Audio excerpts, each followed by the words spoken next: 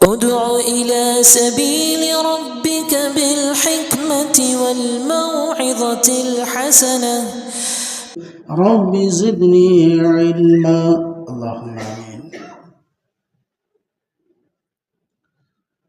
معزز حاضرین جمعہ، میرے محترم بزرگوں، نوجوان دوستوں، عزیز اور پیارے بچوں، قابل قدر خواتین اسلام، ہر قسم کی حمد و ثنا، عظمت و کبریائی اللہ رب العالمین کے لیے خاص ہے، جو ہم سب کا خالق و مالک ہے، مدبر و منتظم ہے۔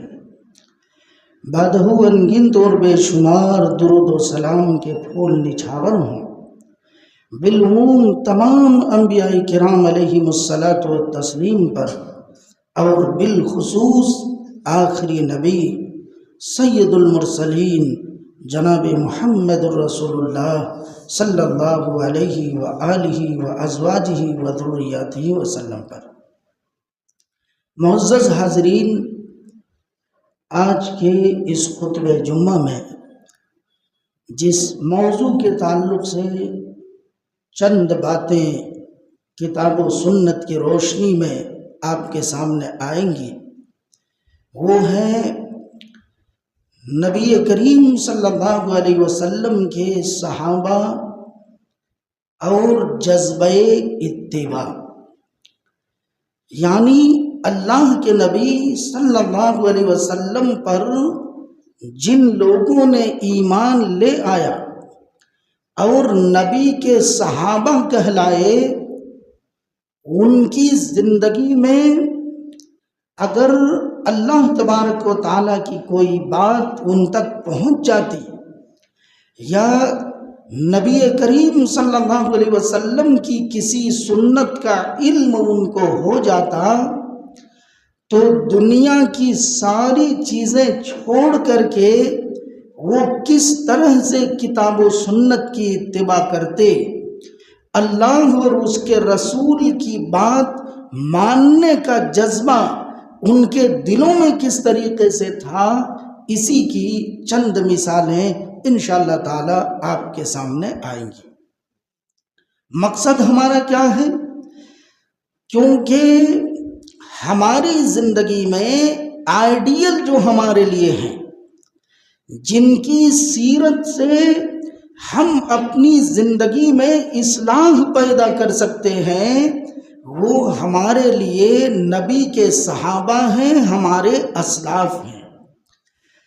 اس طرح کے موضوع کو آپ کے سامنے رکھنے کا مقصد یہ ہوتا ہے تاکہ ہمارے دلوں میں جو ایمان ہے اس ایمان کے اندر اضافہ ہو جائے، اس ایمان کے اندر تازگی اور قوت پیدا ہو جائے، ہمارے دلوں کے اندر بھی قرآن اور سنت کی عظمت کا احساس ہو جائے، اور ہم بھی جس طریقے سے صحابہ کرام نے کتاب و سنت کی پیروی کی تھی، اسی انداز سے ہم بھی کتاب و سنت کی پیروی کرنے والے بن جائیں۔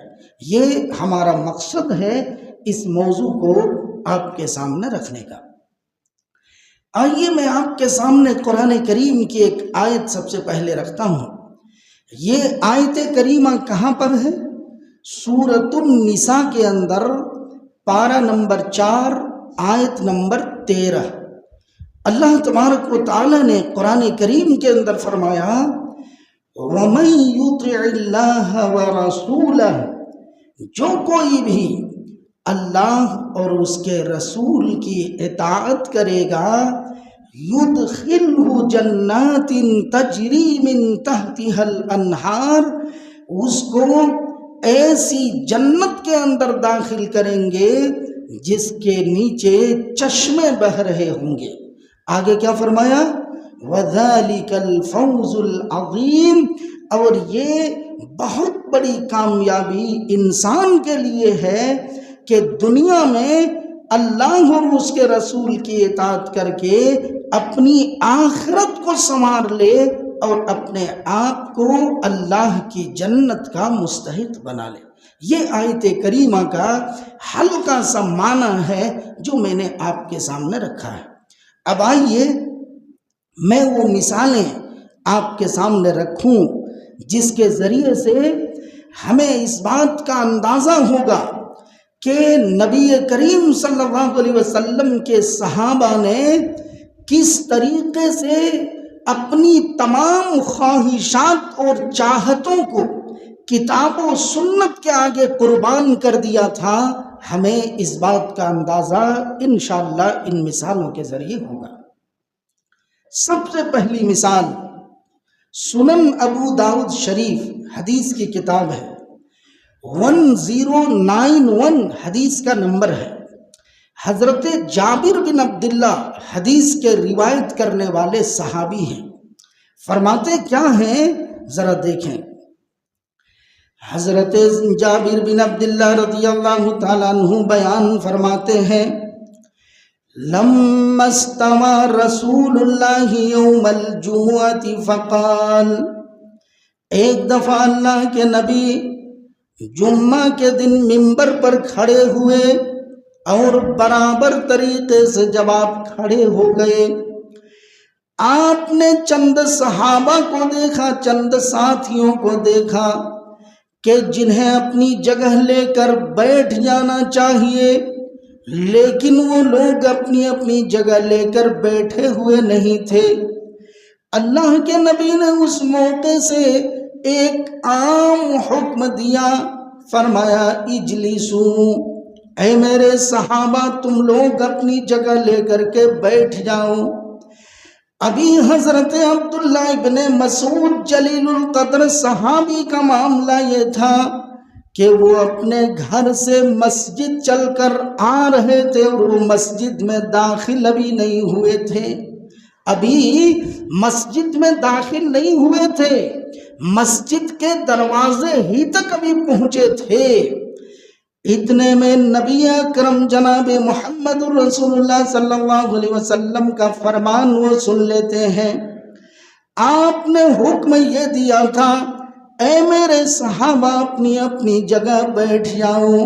حضرت عبداللہ ابن مسعود نے جب دروازے سے جناب محمد رسول اللہ کے اس فرمان کو سنا، فجلس علی باب المسجد، انہوں نے آگے بڑھنے کی ہمت نہ کی، دروازے ہی کے اندر وہ بیٹھ گئے، یہ سوچ کر کے جناب محمد الرسول اللہ نے ہمیں بیٹھنے کا حکم دیا ہے، اگر میں اس سے آگے بڑھتا ہوں، اگر میں اللہ کے رسول کے فرمان کے مطابق بیٹھ نہ جاؤں، کہیں ایسا تو نہیں کہ اللہ کے نبی کی مخالفت ہو جائے، آپ کی نافرمانی ہو جائے۔ وہ دروازے میں بیٹھ جاتے ہیں اور پھر اس کے بعد نبی کریم جناب محمد الرسول اللہ کی نظر رحمت ان کے اوپر پڑتی ہے۔ آپ دیکھتے ہیں کہ میرے پیارے ساتھی تو دروازے کے اندر بیٹھ گئے ہیں۔ اللہ کے نبی نے ان کو آواز دی، آپ نے بلایا، تعال یا عبداللہ ابن مسعود، اے میرے پیارے ساتھی، میں نے تم کو بیٹھنے کے لیے نہیں کہا تھا، تم اندر آ جاؤ، اندر آنے کے بعد اپنی جگہ لے لو اور جگہ لے کر کے تم بیٹھ جاؤ۔ میرے بھائیوں، میں اس حدیث کے ذریعے مختصر پیغام یہ دینا چاہتا ہوں کہ صحابہ کے دلوں میں کتاب و سنت کے ماننے کا جذبہ کس قدر موجود تھا کہ اگر اللہ کے نبی کا فرمان ان کے کانوں سے ٹکراتا ہے تو وہ ایک منٹ کے لیے بھی اس کی مخالفت کریں، وہ اس بات کو گوارا نہیں کرتے، بلکہ جیسا اور جتنا اللہ کے نبی صلی اللہ علیہ وسلم نے فرما دیا، صحابہ کرام فوراً اس کے اوپر باعمل ہو جایا کرتے ہیں اور صحابہ کرام اپنی زندگی کو اسی انداز میں ڈھالنے کی کوشش کرتے ہیں۔ یہ ایک مثال میں نے آپ کے سامنے دی ہے۔ آئیے ایک دوسری عظیم الشان مثال صحیح بخاری شریف کے حوالے سے میں آپ کے سامنے رکھنا چاہتا ہوں۔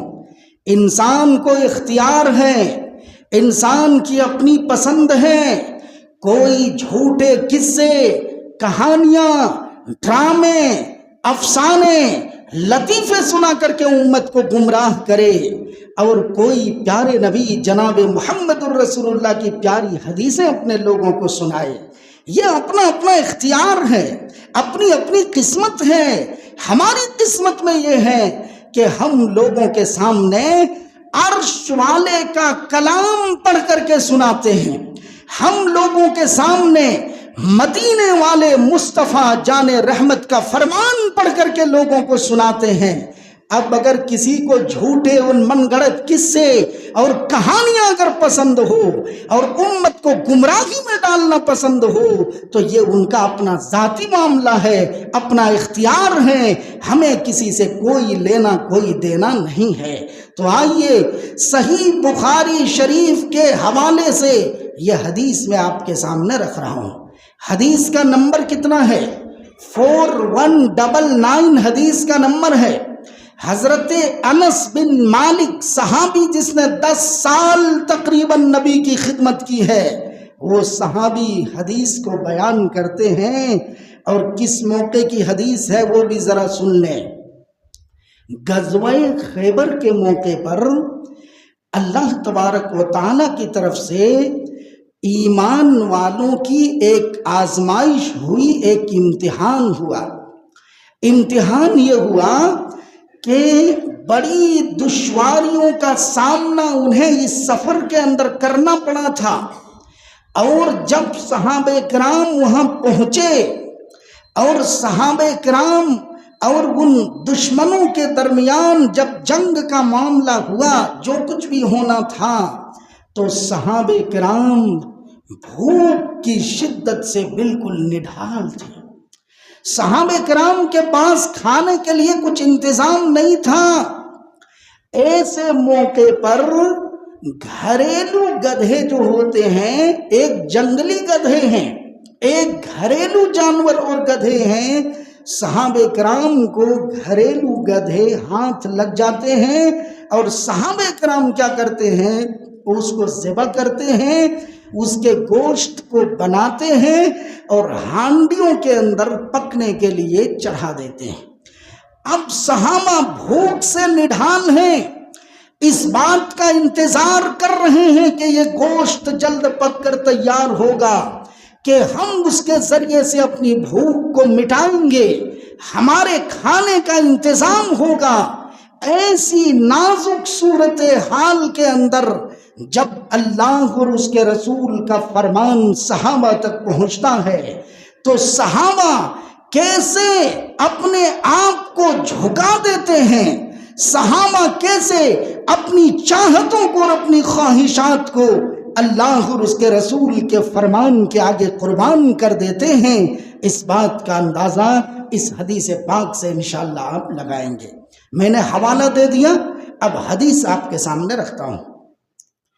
حضرت انس بن مالک رضی اللہ تعالیٰ عنہ بیان فرماتے ہیں، ان رسول اللہ صلی اللہ علیہ وسلم جاءہ جائن، ایک آنے والا پیارے رسول صلی اللہ علیہ وسلم کی خدمت میں آتا ہے، اور آنے کے بعد کہتا ہے، یا رسول اللہ قد اکلت الحمر، اے اللہ کے رسول گھریلو گدھوں کو کھا لیا گیا ہے۔ اللہ کے نبی کوئی جواب نہیں دیتے ہیں، خاموشی اختیار فرماتے ہیں۔ ایک دوسرا آنے والا دوسری بار آتا ہے اور یہی بات اللہ کے نبی سے کہتا ہے، اے اللہ کے رسول گھریلو گدھوں کو کھا لیا گیا ہے۔ آپ کوئی جواب نہیں دیتے ہیں، خاموشی اختیار فرماتے ہیں، یہاں تک کہ جب تیسری بار آنے والا آتا ہے اور نبی اکرم جناب محمد الرسول اللہ سے فرماتا ہے، قد افنیت الحمر یا رسول اللہ، اے اللہ کے رسول جن گدھوں کے ذریعے کاشتکاری کی جا رہی تھی، بوجھ ڈھونے کے لیے جس کا استعمال کیا جا رہا تھا، اے اللہ کے رسول، صحابہ نے ان جانوروں کو ذبح کر ڈالا، اس کے گوشت کو بنا کر کے اسے پکنے کے لیے ہانڈیوں کے اندر چڑھا دیا۔ تیسری بار جب آنے والا آیا اور اللہ کے نبی سے یہ بات کہی، اب نبی کریم جناب محمد الرسول اللہ صلی اللہ علیہ وسلم نے کیا کیا؟ آپ نے ایک قاصد کو وہاں سے بھیجا، وہاں سے ان صحابہ کرام کے درمیان بھیجا جو صحابہ گوشت کو پکنے کے لیے ہانڈی میں چڑھا کر کے اس گوشت کے پکنے کا انتظار کر رہے تھے۔ ان کے پاس یہ قاصد جاتا ہے اور جانے کے بعد پیغام کیا سناتا ہے، دیکھیں۔ حضرت انس بن مالک رضی اللہ تعالیٰ عنہ بیان فرماتے ہیں، فَأَمَرَ مُنَادِيًا فَنَادَ فِي النَّاسِ، ایک اعلان کرنے والے کو جناب محمد الرسول اللہ نے حکم دیا، جاؤ اور میرے صحابہ کے درمیان اعلان کر دو۔ کن صحابہ کے درمیان؟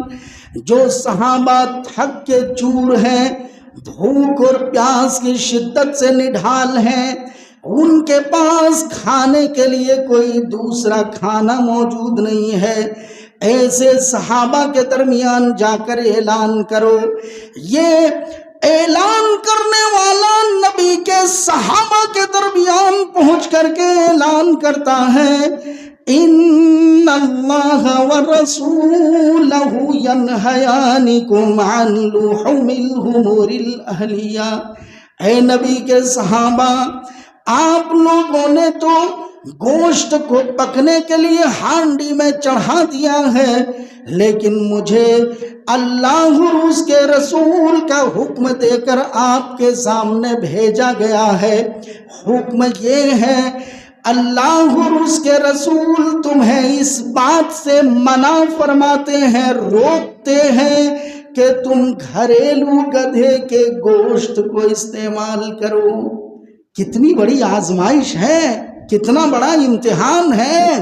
ایک انسان بھوک کی وجہ سے ہونٹوں پر پپڑیاں جم گئی ہیں اور اس گوشت کے علاوہ کھانے کے لیے ان کے پاس کچھ بھی نہیں ہے، ایسی نازک حالت کے اندر اللہ اور اس کے رسول کا آرڈر اور حکم پہنچتا ہے کہ تمہارے لیے اس کا استعمال کرنا حلال نہیں بلکہ حرام ہے، تم اسے استعمال نہیں کر سکتے، اس کو نہیں کھا سکتے۔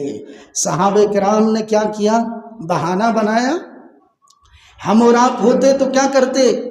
چلو ابھی ارادہ ہو چکا ہے، کل سے اگلی بار سے انشاءاللہ دیکھیں گے، آج جو کچھ ہونے والا ہے اسے کر لیتے ہیں، اب گوشت پک کے تیار بھی ہونے والا ہے، اسے برباد بھی کرنا مناسب نہیں ہے، آج اپنی ضرورت پوری کر لیتے ہیں، بعد میں انشاءاللہ تعالی اللہ اور اس کے رسول کی جو بات ہے اس کے اوپر عمل کریں گے۔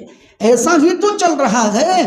آج کسی بھی غلط چیز کے بارے میں جب سماج کے لوگوں کو ہم بتلاتے ہیں تو جواب کیا ملتا ہے؟ جواب یہی نہ آتا ہے کہ مولانا سماج میں ایک زمانے سے چلتا آ رہا ہے، ہم اچانک اس کو ختم نہیں کر سکتے، ہم روک نہیں سکتے، بعد میں انشاءاللہ اس کے بارے میں سوچیں گے، دیکھیں گے۔ صحابہ نے کیا کیا وہ دیکھیں۔ حضرت انس بن مالک رضی اللہ تعالیٰ عنہ بیان فرماتے ہیں، فَأُقْفِيَتِ الْقُدُورُ وَإِنَّهَا لَتَفُورُ بِاللَّحْمِ، وہ ہانڈیاں جو جوش مار رہی تھی اور ابال کھا رہی تھی، اب وہ گوشت بالکل پک کے تیار ہونے والا تھا، لیکن جیسے ہی جناب محمد الرسول اللہ کا حکم صحابہ تک پہنچ جاتا ہے، وہ سارے کے سارے صحابہ کرتے کیا ہیں؟ انہوں نے ان دیگوں کو، ان ہانڈیوں کو لیا اور لینے کے بعد پورے کے پورے گوشت سمیت اسے زمین کے اوپر الٹ دیا، اسے زمین کے اوپر پلٹ دیا، کسی ایک ایک صحابی نے بھی گوشت کے تھوڑے سے حصے کو بھی استعمال نہیں کیا، نہیں کھایا۔ انہوں نے بھوک کو تو گوارا کر لیا، پیاس کو تو گوارا کر لیا، لیکن جناب محمد رسول اللہ کی نافرمانی کر ڈالیں، اللہ کے حکم کی خلاف ورزی کر ڈالیں، انہوں نے اس بات کو گوارا نہ کیا، اس بات کو پسند نہ کیا۔ تو میرے بھائیوں، یہ ایک مثال میں نے آپ کے سامنے صحابہ کی زندگی سے دی ہے کہ کیسی نازک حالت کے اندر بھی اگر انہیں اللہ اور اس کے رسول کا حکم معلوم ہو جاتا تو چاہے مرد ہو چاہے عورتیں ہوں، وہ اللہ اور اس کے رسول کے فرمان کے اوپر کیسے عمل کر لیا کرتے تھے، اس بات کا اندازہ ہم اس حدیث کے ذریعے لگا سکتے ہیں۔ ہمارے درمیان الحمدللہ جو خواتین اسلام ہیں وہ بھی جمعہ کے اندر حاضر ہوتی ہیں، ہماری آواز ان تک بھی پہنچتی ہیں، اس لیے ہمارے لیے اگر مرد صحابہ کرام نے بہترین مثالیں چھوڑی ہیں تو جو خواتین تھیں نبی کے زمانے میں جنہوں نے ایمان لایا تھا اللہ اور اس کے رسول کے اوپر، وہ خواتین بھی روشن مثالیں چھوڑ کر کے گئی ہیں، بالخصوص ہماری ماؤں اور بہنوں کے لیے اور بالعموم مردوں کے لیے بھی۔ میں خواتین کی زندگی سے ایک مثال آپ کے سامنے رکھنا چاہتا ہوں، آپ حضرات بھی غور سے سماعت فرمائیں اور ہماری مائیں اور بہنیں خصوصی طور پر اس سے عبرت حاصل کریں۔ حدیث کہاں پر موجود ہے؟ سنن ابو داؤد شریف کے اندر 5272 حدیث کا نمبر ہے۔ حضرت مالک بن ربیعہ ابو اسید اس حدیث کے راوی ہیں، فرماتے کیا ہیں کہ اللہ کے نبی کی زندگی میں، آپ کے زمانے میں ایک دفعہ ایسا ہوا کہ کچھ خواتین بھی مسجد نبوی کے اندر نماز پڑھنے کے لیے حجاب اور پردے میں آ جایا کرتی تھی۔ اب میں نے وہی بات کہی ہے کہ لوگوں کی اپنی اپنی مرضی ہے، ہمارے سامنے حدیثیں موجود ہیں۔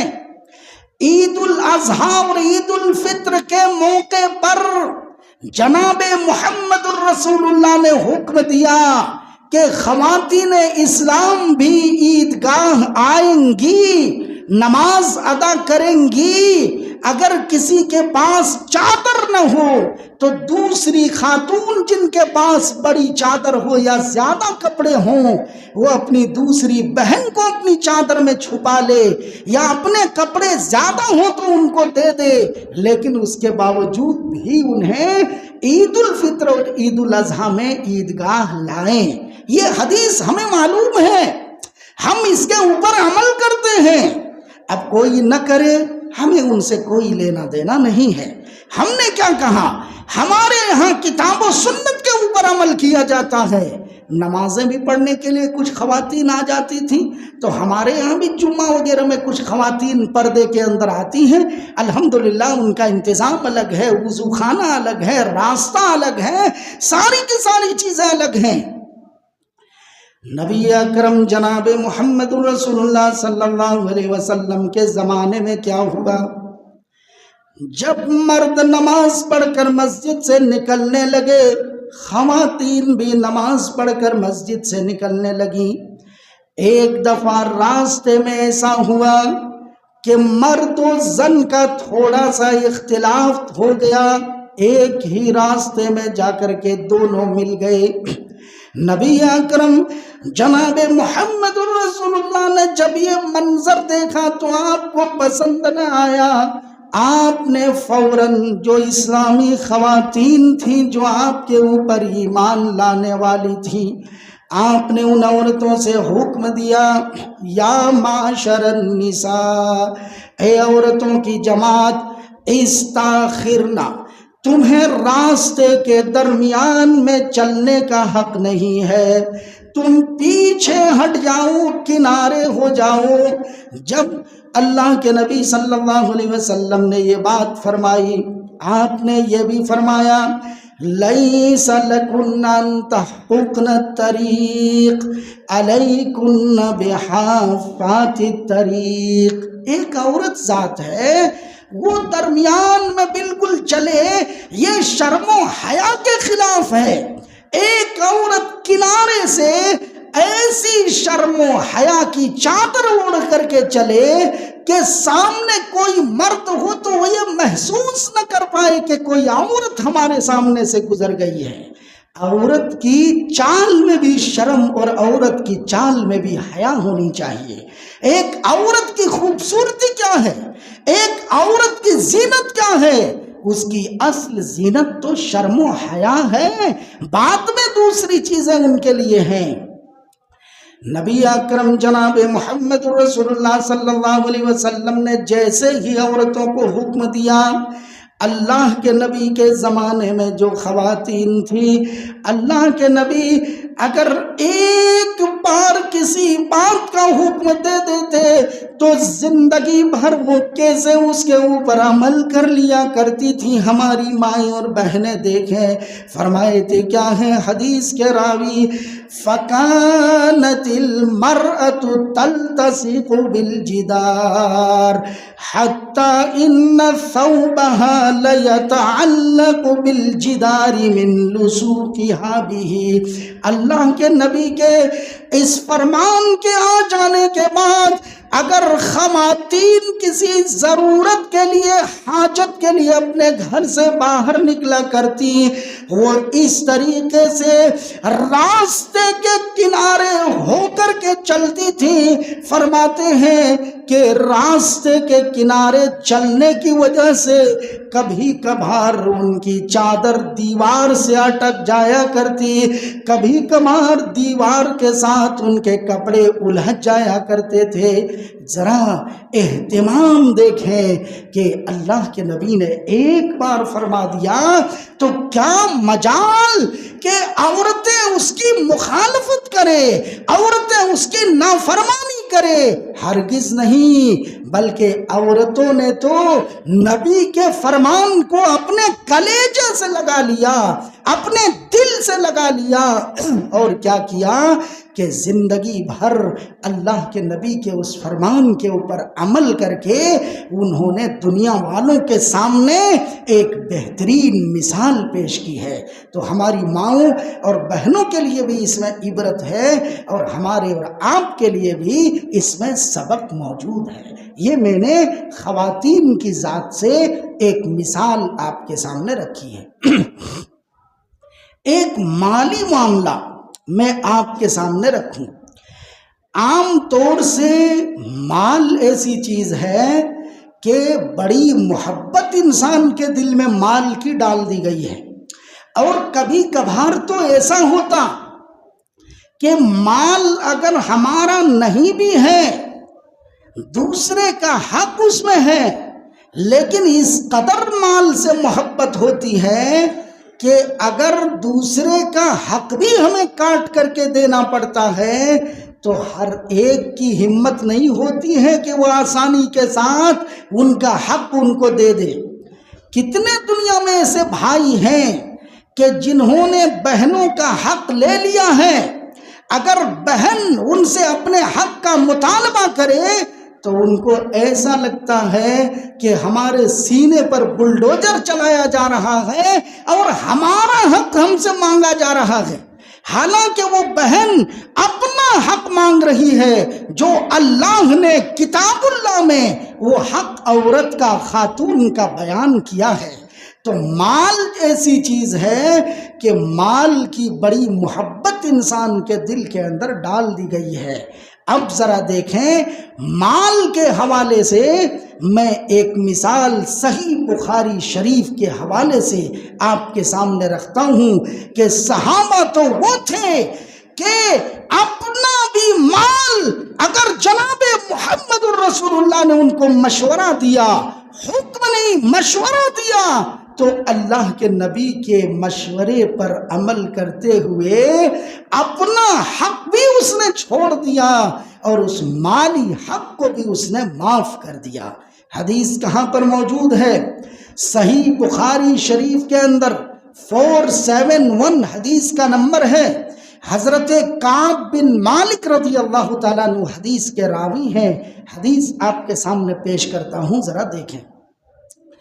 حضرت کعب بن مالک رضی اللہ تعالیٰ عنہ بیان فرماتے ہیں، حضرت ابن ابی حضرت کو انہوں نے کچھ مالی قرض دیا ہوا تھا۔ ایک دفعہ ایسا ہوا کہ مسجد میں دونوں کی ملاقات ہو جاتی ہے۔ حضرت کعب قرض دینے والے ہیں، حضرت ابن ابی حضرت قرض لینے والے ہیں۔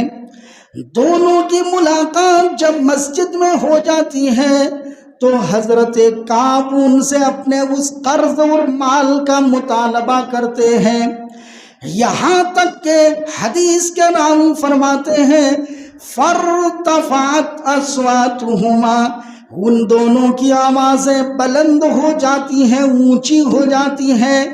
نبی اکرم جناب محمد الرسول اللہ جو اپنے حجرے میں تھے، مسجد کی طرف آپ کا دروازہ کھلتا تھا، اللہ کے نبی کے کانوں تک ان دونوں کی بلند آوازیں پہنچ جاتی ہیں۔ اس کے بعد اللہ کے نبی کیا کرتے ہیں؟ فَخَرَجَ إِلَيْهِمَا رسول اللہ، اللہ کے نبی اپنے کمرے سے، دروازے سے پردے کو ہٹاتے ہیں اور ان دونوں کے پاس نبی کریم صلی اللہ علیہ وسلم نکلتے ہیں۔ اور نکلنے کے بعد اللہ کے نبی کو جب یہ معلوم ہو گیا کیا کہ قرض دینے والا حضرت کعب ہے اور قرض لینے والا ابن ابی حضرت ہے، یہ دونوں باتیں جب اللہ کے نبی کو معلوم ہو گئیں اور یہ بھی آپ کو معلوم ہو گیا کہ قرض دینے والا اپنے مال کا، اپنے حق کا مطالبہ سامنے والے سے کر رہا ہے، تو اللہ کے نبی نے ان کا نام لے کر کے پکارا، فنادا یا کعب، اللہ کے نبی نے آواز لگائی، اے کعب۔ انہوں نے کہا لبیک یا رسول اللہ، اے اللہ کے رسول حاضر خدمت ہوں، آپ کیا فرماتے ہیں فرمائیں، آپ کی بات ماننے کے لیے تیار ہوں۔ اللہ کے نبی نے اپنے ہاتھوں کے ذریعے اشارہ کیا اور آپ نے فرمایا انت الشطر من دینک، تم نے جتنا بھی قرض ابن ابی حضرت کو دیا ہے، اپنے بھائی کو دیا ہے، تم کیا کرو، آدھا مال اور آدھا قرض تم ان کو معاف کر دو۔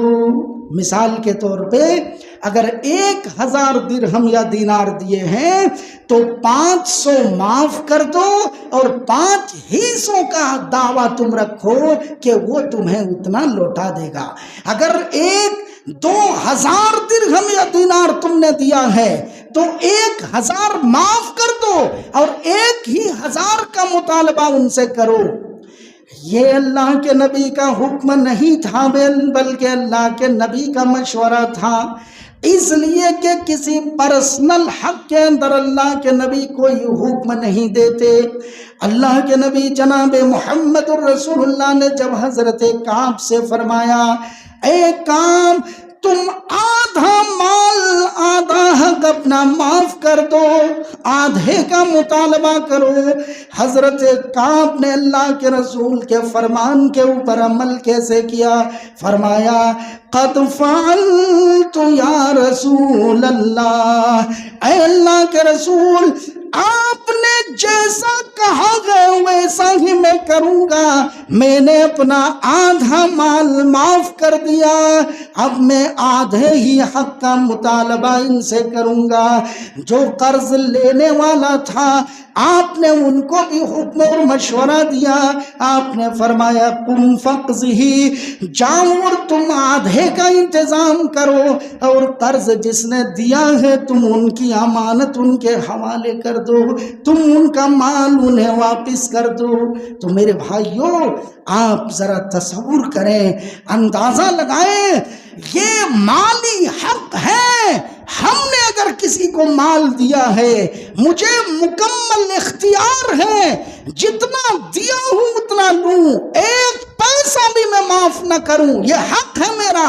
ہاں یہ الگ بات ہے، وہ باتیں آئیں گی اور میں انشاءاللہ آپ کے سامنے رکھوں گا قرض کے حوالے سے، کہ اگر کوئی آسانی پیدا کرتا ہے قرض کے معاملے میں تو اللہ کے نزدیک یہ کتنی عظیم الشان نیکی ہے، اس کے کتنے ثواب ہیں۔ انشاءاللہ تعالی اس کو میں آپ کے سامنے تفصیلاً رکھوں گا بعد میں، لیکن ایک مسئلہ میں بتلا دے رہا ہوں، اگر میں نے آپ کو قرض دیا ہے تو مجھے یہ حق ہے کہ میں ایک پیسے بھی آپ کو معاف نہ کروں، کیونکہ یہ میرا حق ہے، مجھے اختیار ہے۔ لیکن اس کے باوجود بھی صحابی رسول نے کیا کیا؟ اگر اللہ کے نبی نے فرما دیا کہ تم آدھا معاف کر دو تو اللہ کے نبی کے مشورے کے اوپر عمل کرتے ہوئے انہوں نے آدھا معاف کر دیا۔ اس میں بھی ہمارے سماج کے لوگوں کے لیے کیا ہے؟ عبرت کا سامان ہے، نصیحت کا پہلو ہے کہ اگر ہمارا بھی کوئی بھائی کمزور ہے جس کو ہم نے کسی حاجت اور ضرورت کے لیے قرض دیا تھا، اور اگر آپ معاف کر دیں تو آپ کو بہت فرق پڑنے والا نہیں ہے، کیونکہ آپ صاحب حیثیت ہیں، آپ صاحب مال و دولت ہیں۔ تو ہمیں کیا کرنا چاہیے؟ صحابہ کے ان طریقوں کے اوپر عمل کرتے ہوئے اللہ کو راضی کرنے کے لیے انہیں معاف کرنا چاہیے، یا تو ان کے لیے آسانی پیدا کرنا چاہیے۔ لیکن مجھے یہ بھی معلوم ہے کہ آج کے زمانے میں جو قرض لیتے ہیں وہ قرض دینے والے کو کتنا ستاتے ہیں یہ بھی مجھے معلوم ہے، ایسا نہیں کہ یہ پہلو ہماری نظر سے غائب ہے، وہ بھی انشاءاللہ میں رکھوں گا جب یہ بات آئے گی۔ تو یہ ایک مثال میں نے آپ کے سامنے صحابہ کی زندگی سے رکھی ہے۔ آئیے ایک اور مثال رکھ دیتا ہوں، اور وقت شاید ہمارا مکمل ہو رہا ہے، انشاءاللہ تھوڑا وقت ہوگا، زیادہ وقت نہیں لوں گا۔ حدیث صحیح مسلم شریف کے اندر بھی موجود ہے، حدیث کی دوسری کتابوں کے اندر موجود ہے، 1657 حدیث کا نمبر ہے۔ حضرت ابو عمر زاذان حدیث کے راوی ہیں۔ کن کے بارے میں حدیث ہے؟ حضرت عبداللہ بن عمر رضی اللہ تعالی عنہ کے بارے میں۔ صحابی رسول عمر بن خطاب کے بیٹے حضرت عبداللہ کے بارے میں یہ واقعہ ہے، اس کو ذرا سنیں، اندازہ لگائیں، اپنے اندر جھانک کر کے دیکھیں کہ کیا ہمارے اندر بھی کتاب و سنت کی اتباع کا یہ جذبہ موجود ہے، یا دعویٰ تو کتاب و سنت کی اتباع کا ہے لیکن ہماری زندگی میں عملی طور پر بڑی کمیاں ہیں، بڑی کوتاہیاں ہیں۔ مجھے آپ کو، مردوں کو، عورتوں کو، سب کو اپنے اندر جھانک کر کے دیکھنے کی ضرورت ہے۔ حوالہ آ چکا ہے، اب ذرا دیکھیں۔ حضرت ابو عمر جازان فرماتے ہیں، جب وہ حضرت عبداللہ ابن عمر رضی اللہ تعالیٰ عنہ کے خدمت میں آئے، ان کے پاس آئے، وقت اعتق مملوکن، انہوں نے اپنے ایک غلام کو آزاد کر دیا تھا۔ عبداللہ ابن عمر نے اپنے غلام کو آزاد کرنے کے بعد کیا کیا؟ فرماتے ہیں فَأَخَذَ مِنَ الْأَرْضِ عُودًا أَوْ شَيْئًا، ایک چھوٹا سا تنکا لکڑی کا ٹکڑا وہ زمین سے اٹھاتے ہیں، اور اٹھانے کے بعد وہ کیا کہتے ہیں؟ ما فیہ من الاجر ما یسوی ھذا، میں نے جو اس غلام کو آزاد کیا ہے تو اس غلام کی آزادی کے بدلے میں اگر اس تنکے کے برابر بھی مجھے ثواب نہ ملے، اگر مجھے نیکی نہ ملے تو کوئی حرج کی بات نہیں ہے، جبکہ میں نے آپ کے سامنے صحیح بخاری اور صحیح مسلم کے حوالے سے حدیث رکھی ہے۔ اللہ کے نبی نے فرمایا من اعتق رقبۃ مسلمہ، اگر کسی نے کسی غلام کو، مسلمان کو آزاد کرایا، یہ اتنا بڑا عمل اللہ کے نزدیک ہے کہ ہم جس کو آزاد کرا رہے ہیں ان کے جسم کے ایک ایک حصے کے بدلے میں آزاد کرانے والے کے جسم کے ایک ایک حصے کو اللہ جہنم سے آزاد کرتا ہے۔ یہاں تک نبی نے فرمایا فرجہ بفرجہ، یہاں تک کہ جس کو آزاد کیا ہے ان کی شرمگاہ کے بدلے میں جس نے آزاد کرایا ہے ان کی شرمگاہ کو بھی اللہ جہنم سے آزاد کرے گا۔ صحیح بخاری اور صحیح مسلم کی حدیث ہے۔ تو اتنا بڑا ثواب ہے اگر کوئی کسی غلام کو آزاد کراتا ہے تو۔ لیکن عبداللہ ابن عمر کیا فرما رہے ہیں ذرا سنیں، میں نے اس غلام کو جو آزاد کیا ہے اگر مجھے اس تنکے کے برابر بھی ثواب نہیں ملے گا تو کوئی حرج نہیں ہے۔ کیوں؟ اس لیے فرماتے ہیں میں نے پیارے نبی جناب محمد الرسول اللہ کو فرماتے ہوئے سنا ہے، آپ نے فرمایا من لطم مملوکہ او ضربہ، اگر کسی نے اپنے کسی غلام کو جو ہمارے انڈر کام کرتا ہے اگر اس کو ہم نے مارا، اگر ہم نے اس کو مارا، تھپڑ لگا دیا، ڈنڈے سے مارا، اللہ کے نبی نے فرمایا اس کا کفارہ یہ ہے کہ تم اس کو غلامی سے باہر نکال دو، اس کا کفارہ یہ ہے کہ تم اس کو آزاد کر دو۔ کیا فرمایا؟ چونکہ یہ جو غلام ہے میں نے اس غلام کو تھوڑا سا مار دیا تھا، اس کی پیٹھ پر تھوڑا سا نشان پڑ گیا تھا، مجھے ڈر ہے کہ کہیں یہ ظلم نہ شمار کر لیا جائے اللہ کی نظر میں اور قیامت کے دن اللہ کی عدالت میں مجرم نہ بن جاؤں۔ اس احساس کی وجہ سے جس غلام کو میں نے مارا تھا اس غلام کو میں نے آزاد کر دیا ہے، اگر نیکی نہ ملے تو کوئی حرج کی بات نہیں، کم سے کم میرے گناہ کا کفارہ بن جائے اور اللہ کے یہاں میری پکڑ نہ ہو۔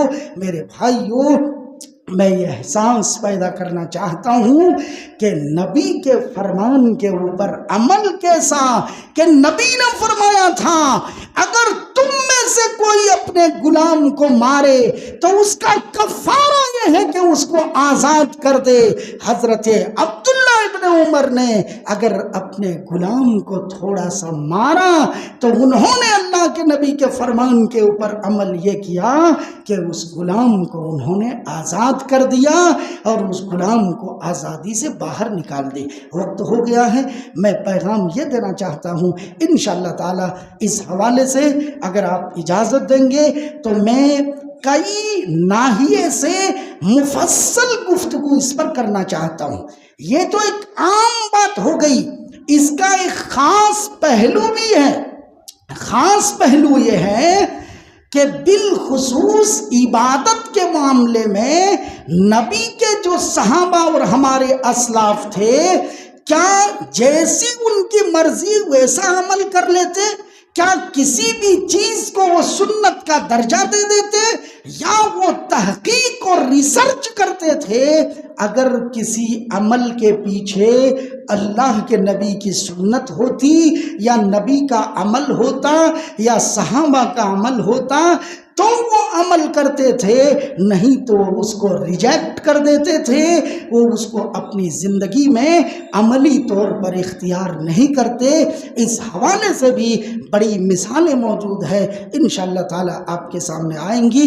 میں پیغام یہ دینا چاہتا ہوں، اے میرے بھائیوں، میرے نوجوانوں، میرے بزرگوں، میری اسلامی خواتین، کہ ہم اور آپ الحمدللہ کتاب و سنت کی طرف نسبت بھی کرتے ہیں، اپنے آپ کو ڈنکے کی چوٹ پر ہم اہل الحدیث کہتے ہیں۔